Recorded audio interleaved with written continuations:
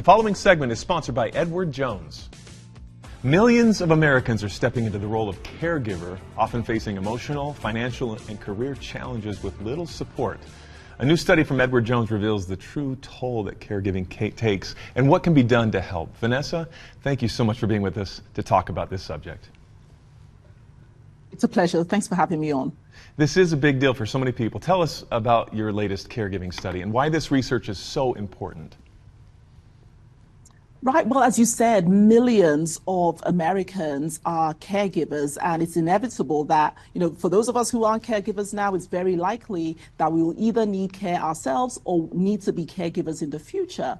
And the purpose of this study was really to more deeply understand what are the financial concerns, what are the emotional strains that caregivers go through in this very vital role that they play within our communities, and what resources can we bring alongside to support them in a manner that is most impactful.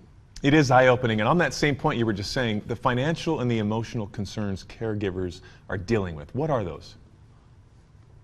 Well, so we found that 9 out of 10 caregivers say that they do have some level of financial concern about their future. So we find that they're concerned about inflation, the rising costs. They're concerned about not having enough in their retirement savings. Some of them are stepping away from work completely. Some are taking reduced hours. And we know that this will all have an impact on their financial security later on in the future.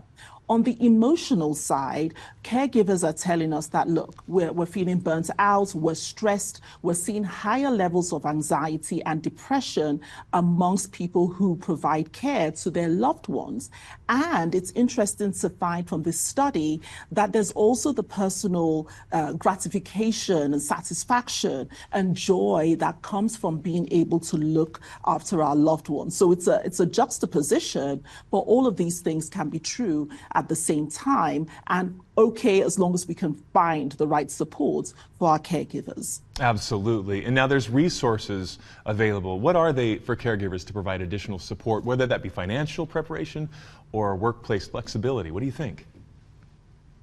Yes, well, in terms of financial preparation, one of the most important things people can do is to get a financial advisor who can truly understand you and act as a guide in order to prepare for this. The best time to prepare is when you don't have to necessarily navigate through this challenge of caregiving. So start now, because a financial advisor can help navigate through Medicare or matching you with the right counselors or the right homes or people within the community that can really act as a support. So that's really important. And the financial advisor can, of course, help prepare a financial plan that is tailored to your particular situation as a caregiver or potential caregiver.